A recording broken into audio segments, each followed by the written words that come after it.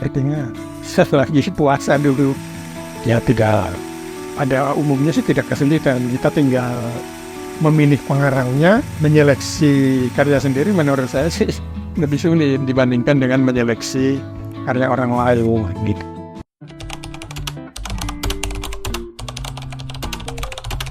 Ya, jadi proses kreatif itu lahir karena menurut saya belum ada buku semacam itu di Indonesia begitu. Sedangkan di negara-negara lain buku semacam itu sudah banyak gitu. Jadi karena belum ada buku semacam itu di Indonesia, saya ingin menerbitkan proses kreatif pengarang orang Indonesia.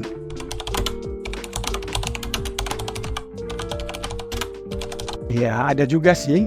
Jadi kriterianya itu ya kira-kira pengarangnya itu sudah banyak berkarya dan juga sudah banyak dikenal di Indonesia. Kira-kira semacam itu.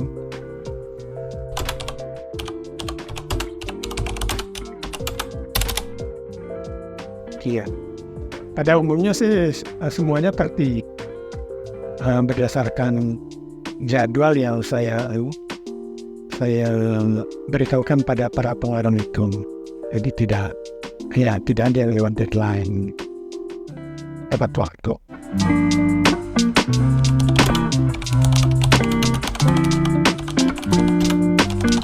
Ya tentu saja menguntungkan ya. Jadi masyarakat pembaca jadi tahu bagaimana proses kreatif si Teheran itu. Gitu. Jadi orang tahu jadinya, oh dia mengarang itu mula-mula berjiwa, kemudian pembaca itu tahu langkah-langkah si pengarang waktu mengarang. Ya, menurut saya sih menguntungkan untuk si sastrawan itu.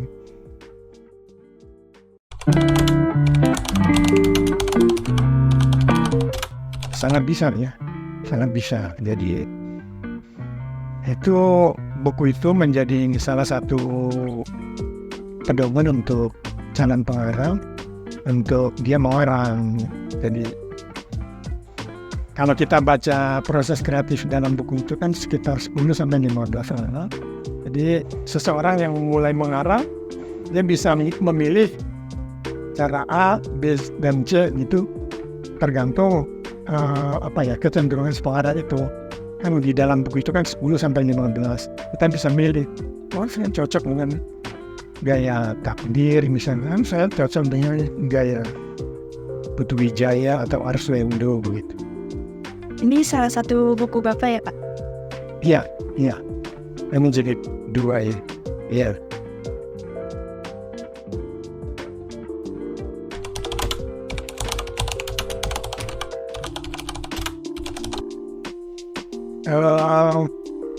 Sampai sekarang kan ini sudah terbit 4 jilid. Ya belum ada lanjutannya. Sebetulnya sih untuk jilid 5-nya saya sudah siapkan, cuma masih saya agak malas menghubungi penerbit begitu, jadi belum dilanjutkan. Jadi ini yang ada ini sekarang 1, 2, 3, 4. Ya, 3-4 jilid. Ya, jilid 5 belum.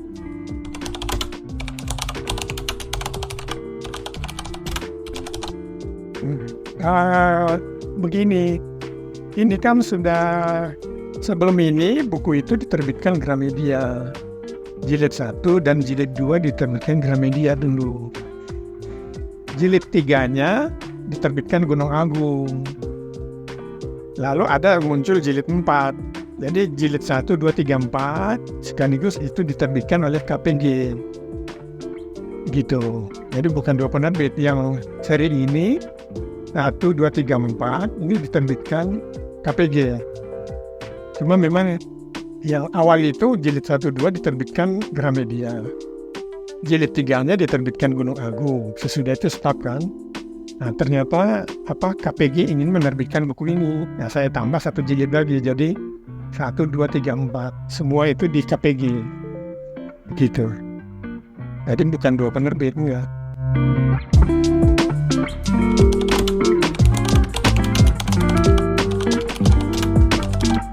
malah bagus menurut saya.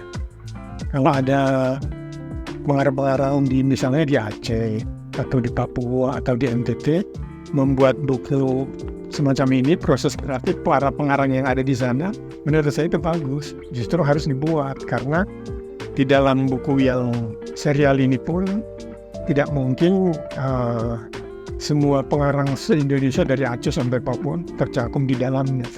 Jadi itu malah bagus menurut saya kalau ada paguyuban atau kelompok pengarang di daerah membuat semacam proses kreatif, malah bagus. Justru harus dibuat. Ya, setiap provinsi dari Aceh sampai Papua itu kan banyak sekali memang pengarang-pengarangnya. Mungkin luput dalam gitu. Bagus banget.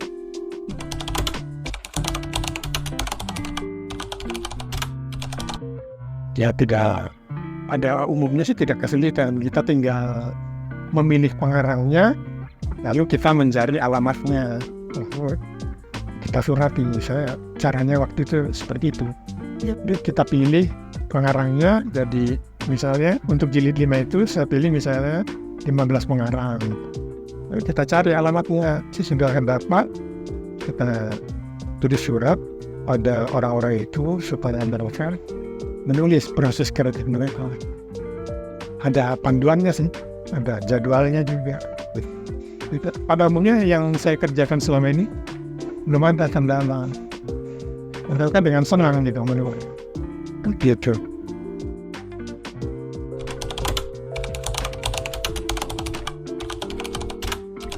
Ya dua-duanya.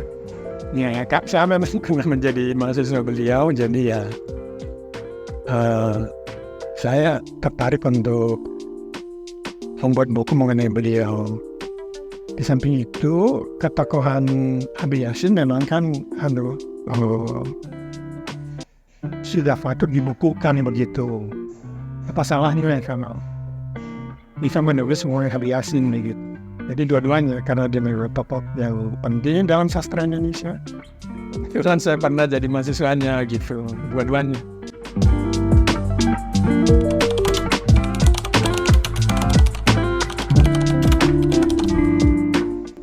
Di Indonesia tidak ada lah tandingan karena dokumentasi yang paling lengkap mengenai sastra Indonesia ya ada di pusat dokumentasi Habib Yasin itu yang dulu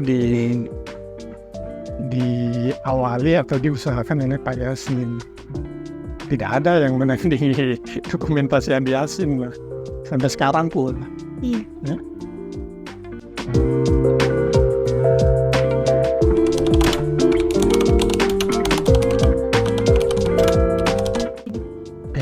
Itu tujuannya untuk orang-orang yang tertarik mengenai Chairil Anwar, tapi bukunya itu tidak terlalu serius begitu, hanya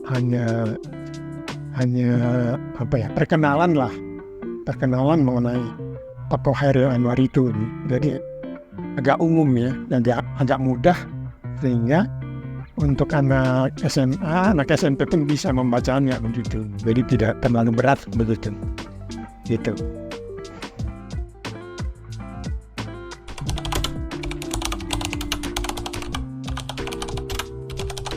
Leksikon itu yang pertama dulu.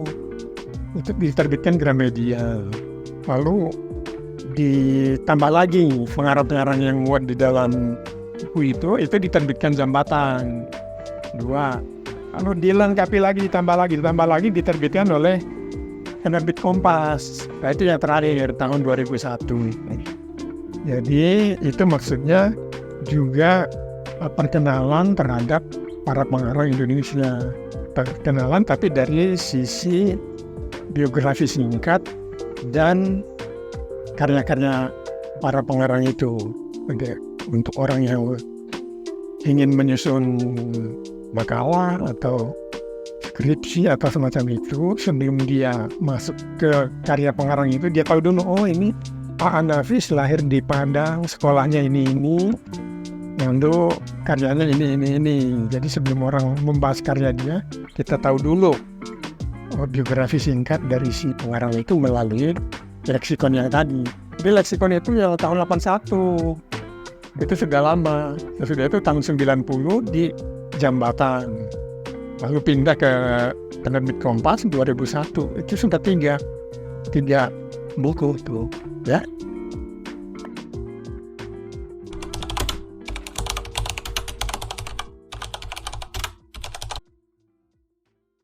Belum ada lagi. Sesudah yang dari Kompas itu 2001 belum ada lagi.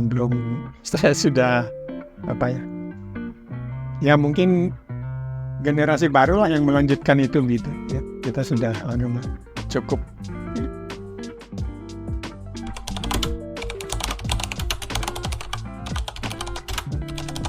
Itu bekas skripsi saya dulu di UI tahun 77. Jadi itu skripsi mengenai novel-novel yang diangkat ke layar putih, ke film gitu. Ada tiga buku waktu itu yang saya teliti. Ada Anak Perawan di Sarang Penyamun, Salah Asuhan, dan Salah Asuhan Ateis. Itu ada 3 novel yang diangkat ke layar putih gitu. Jadi itu bekas skripsi. Jadi novel dijadikan. Iya, jadi novel yang dijadikan film. Ya, saya teliti gitu.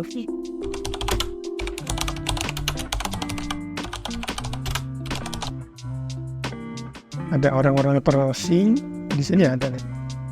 Kalau tidak salah 4 atau 5 ya. 4 atau 5 buku orang-orang terasing, Isabel. Saya lupa ya, 4 atau 5.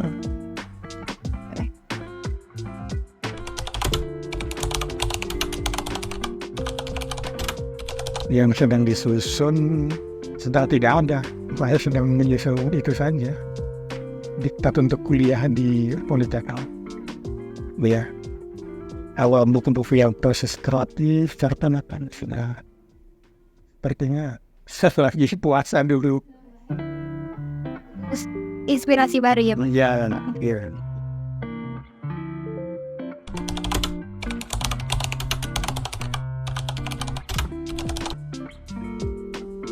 Iya, itu tahun berapa ya?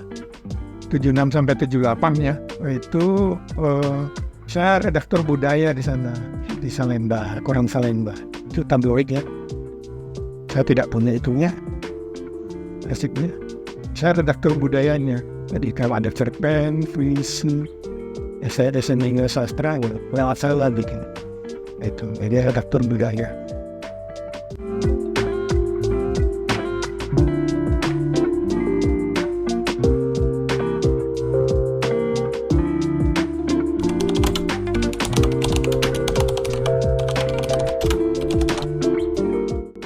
Nggak pernah ditangkap sih. Dulu pernah sekali sih ada tulisan di majalah mahasiswa sih. Ya pernah dipanggil rektor sih, cuma itu aja. Kalau dari penguasa, dari rezim sih nggak pernah dipanggil atau apa gitu.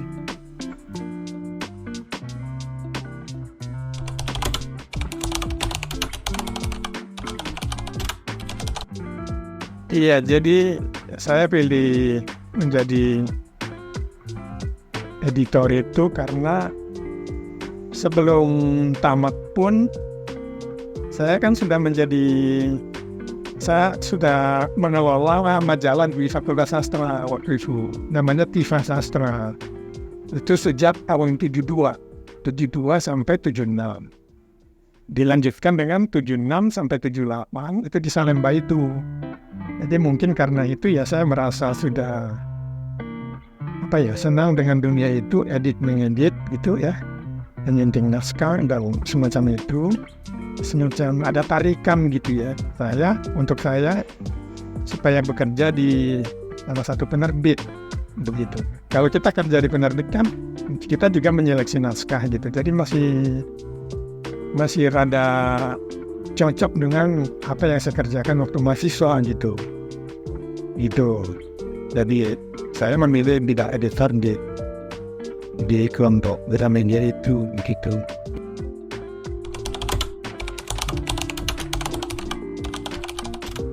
Ya ilmu yang diperoleh ya tentu saja ilmu sekitar penerbitan buku lah.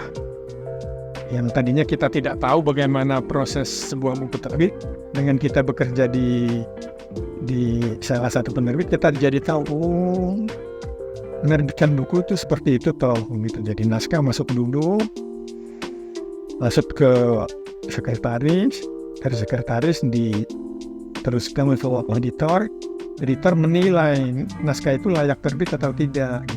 Waktu kita di luar penerbit kita kan tidak tahu proses itu gitu. Waktu kita masuk ke penerbit kita jadi tahu proses menerbitkan sebuah buku itu gitu.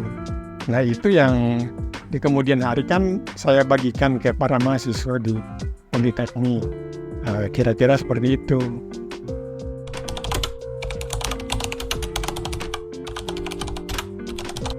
Ya itu tadi sudah saya ceritakan kan, jadi yang saya dapat di penerbit itu kembali saya bagikan ke para mahasiswa supaya mahasiswa juga tahu proses penerbitan sebuah buku itu seperti apa ya. Yang dulu saya kerjakan di Gramedia gitu. Itu saya tularkan kembali ke para mahasiswa gitu.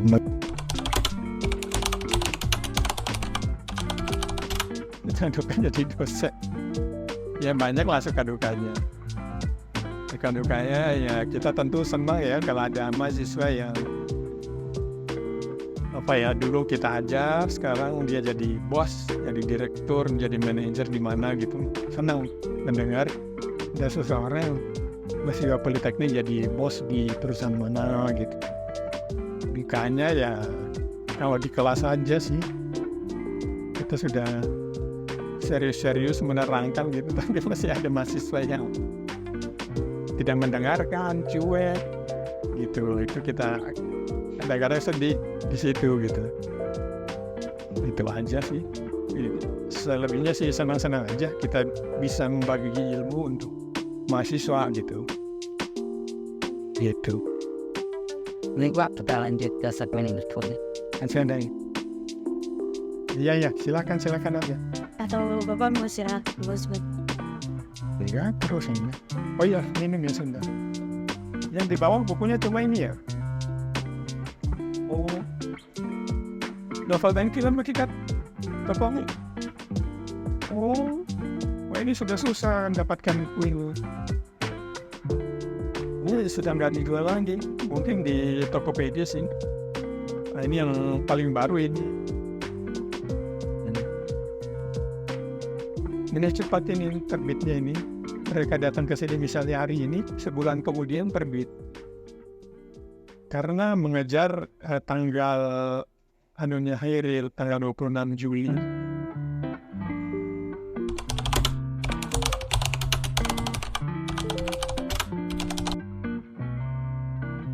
Pen itu mulai tahun 79 ya kalau tidak salah. 79.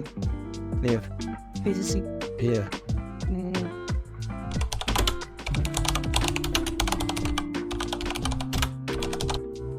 Ya, menurut mereka mungkin itu yang paling bagus di antara cerpen yang dibukukan. Barangkali saya tidak tahu mengapa mereka memilih itu. Ya mungkin menurut mereka itu bagus atau bisa membuat buku itu laris. Barangkali saya tidak tahu ya.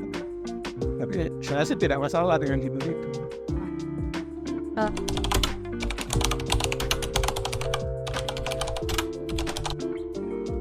Yang kalau saya sukai pribadi bukan yang di Isabel Blumenkohl itu sebetulnya, yang di orang-orang terasing.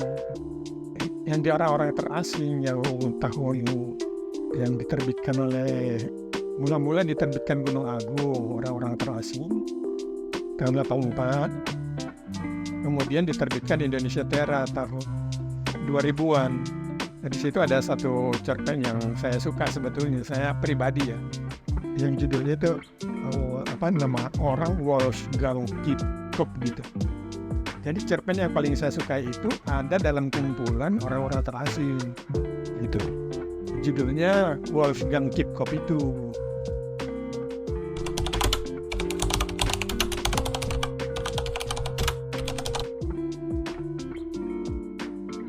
Ya memang banyak sih cerpen yang saya tulis itu yang judulnya itu dari tokoh di dalam cerpen itu gitu. Jadi saya tertarik dengan watak-watak para tokoh itu. Itu sebabnya pada sebagian besar cerpen judulnya itu berasal dari tokoh yang ada dalam cerpen itu, seperti itu. Itu pada umumnya.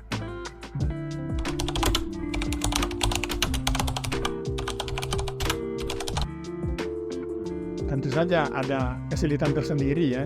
Itu mirip dengan cerpen yang paling saya sukai. Tadi kan ditanyakan mana yang paling saya sukai. Saya bilang cerpen ini. Tapi untuk orang lain kan cerpen yang dia sukai kan belum tentu itu gitu. Nah, sama dengan ini, menyeleksi karya sendiri kan ya menurut kita kan ini yang paling bagus, tapi menurut orang lain kan bukan itu yang paling bagus, yang ini yang paling bagus gitu. Jadi menyeleksi karya sendiri menurut saya sih lebih sulit dibandingkan dengan menyeleksi karya orang lain gitu.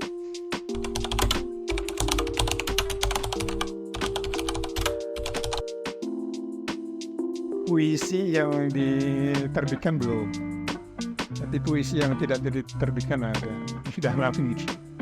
Kenapa yang Bapak tulisnya tidak diterbitkan? Ya, menurut saya masih aneh ya.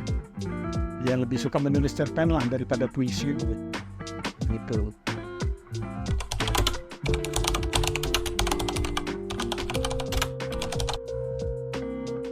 Usia 70 tahun kan pada sekali bisa satu buku. Ya kalau editor secara resmi kan baru tahun 82. Tapi sebelum itu saya kan sudah, kalau kita menganggap pekerjaan itu editor ya, saya sudah menjadi editor sejak di Tifa Sastra itu, di sini disebutkan tahun 72 sampai 76. Waktu masih mahasiswa. Lalu tahun ini juga disebutkan 76 sampai 78. Saya juga menjadi redaktur kebudayaan di Salemba, tabloid Salemba dulu ya. Saya pernah ngajar juga di Akademi Perawatan Karolus. Nah ini sesudah 78 sampai 781 saya ngajar di luar, di Jerman waktu itu. 78 sampai 81, baru 82 saya masuk ke Gramedia sampai 2011 waktu itu. Ya, sambil editor di Gramedia waktu itu, saya juga mengajar kan di Politeknik dari tahun 92 sampai sekarang masih awet di Politeknik. Kira-kira gitu sih secara umum lah. Begitu. Terima kasih Bapak atas kesediaan waktu kita untuk wawancara pada kali ini. Mungkin itu dari saya dan teman-teman. Terima kasih. Sekali lagi terima kasih. Ya, sama-sama. Terima kasih. Siap.